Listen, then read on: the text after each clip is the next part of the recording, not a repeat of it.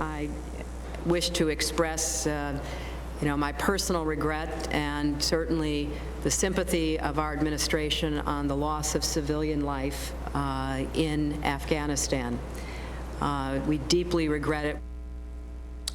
Secretary Clinton then went on to say there would be an investigation, which there should be. But, and this is big, the tone, as you just saw, particularly from Secretary Clinton, of their remarks signaled to the world that we did something wrong, which is preposterous. These Taliban killers hide behind civilians while murdering other civilians.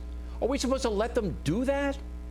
It is simply not fair to the military to run out calling for investigations every time the Taliban makes an accusation. Secretary Clinton then went on to say there would be an investigation, which there should be. It is simply not fair to the military to run out calling for investigations every time the Taliban makes an accusation. And then immediately, as soon as the Taliban released this accusation, our Secretary of State, the highest ranking cabinet officer, leaps to verify the Taliban claim and to blame our troops. Now, well, she didn't really, let's be fair, Colonel. She didn't blame our troops. She apologized. She said, she was being, same, Bill. Look, this is a theme of the Obama administration. It's wider than this. Empathetic. She was being empathetic to the Afghan people, and we never want that to happen. We'll find out, but my heart goes out to the poor civilians.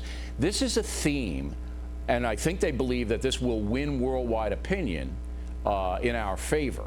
I think that's why they're doing it. But when you're waging war, it comes off to me as weakness. That's what it comes off to me as, and I could be wrong on it.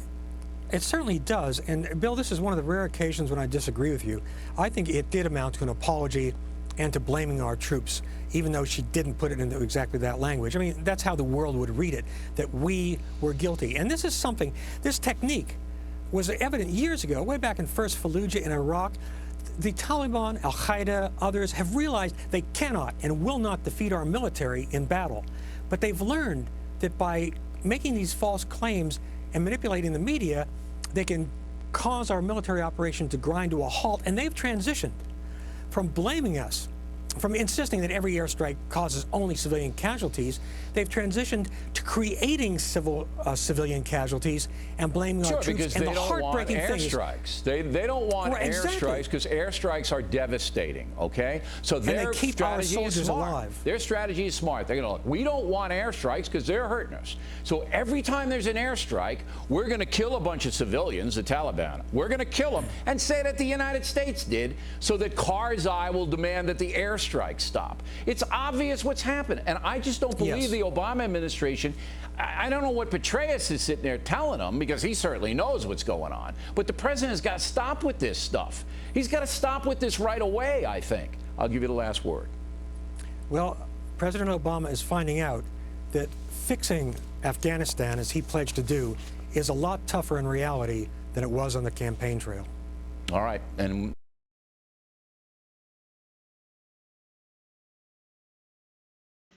we also have a history of kind of moving in and out of Pakistan.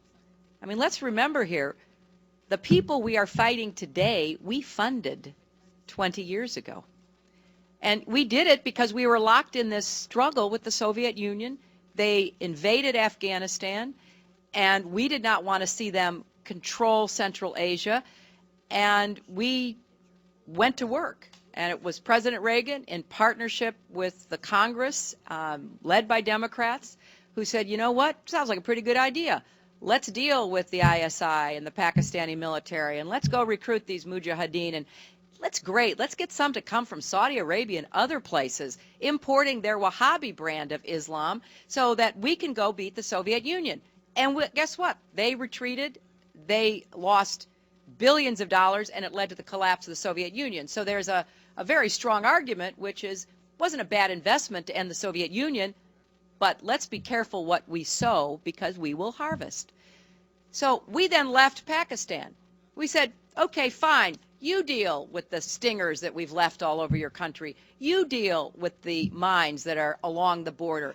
And by the way, we don't want to have anything to do with you. In fact, we're sanctioning you.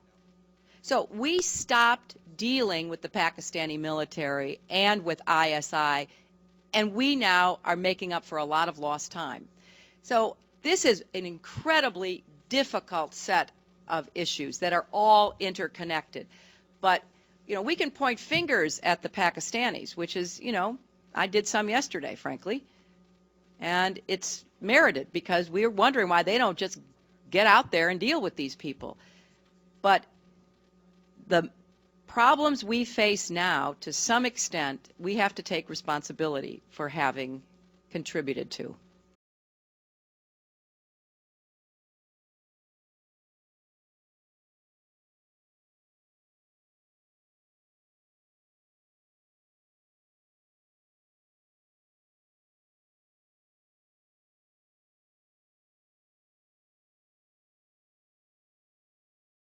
Now, the presence of this distinguished group of U.S. officials from different federal agencies reflects President Obama's and my strong belief that promoting peace and stability in Afghanistan and Pakistan must be an all-government effort. This is not just the State Department's responsibility or the Defense Department's, but it is all of us working together. And based on the delegations that are here, I think both the presidents agree with that as well. We have made this common cause because we face a common threat, and we have a common task and a common challenge. We know that each of your countries is struggling with the extremists who would destabilize and undermine democracy. An ancient Afghan proverb says, "Patience is bitter, but its fruit is sweet." We know that this consultation is part of a continuing process. It began with our first trilateral. It continued with the international conference in The Hague, with the Tokyo Donors Conference, and now we are once again meeting here in Washington.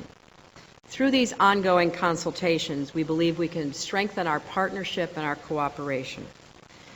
Now, we are not perfect. No human being is. We will make mistakes, but we need to have the kind of open dialogue where we express our concerns about those mistakes. I'm very grateful for the excellent relationships that I have with Minister Qureshi and Minister Spanta, and we want to create those relationships throughout our government so that we learn from each other, we listen to each other, and then we do better tomorrow. On that note, I wish to express my personal regret and certainly the sympathy of our administration on the loss of civilian life in Afghanistan. We deeply regret it. We don't know all of the circumstances or causes, and there will be a joint investigation by your government and ours. But any loss of life, any loss of innocent life is particularly painful. And I want to convey to the people of both Afghanistan and Pakistan that we will work very hard with your governments and with your leaders to avoid the loss of innocent civilian life, and we deeply, deeply regret that loss. We all want an America defined by deep and meaningful equality, from civil rights to labor rights, from women's rights to gay rights, from ending discrimination. There are no acceptable limits, and there are no acceptable prejudices in the 21st century in our country. We have a common task and a common challenge. Why can't we see that we are all in this together? 18 million of you from all walks of life. Women and men, young and old, Latino and Asian, African American and Caucasian, rich, poor and middle class, gay and straight, you have stood with me. And I will continue to stand strong with you every time, every place, and every way that I can. The dreams we share are worth fighting for.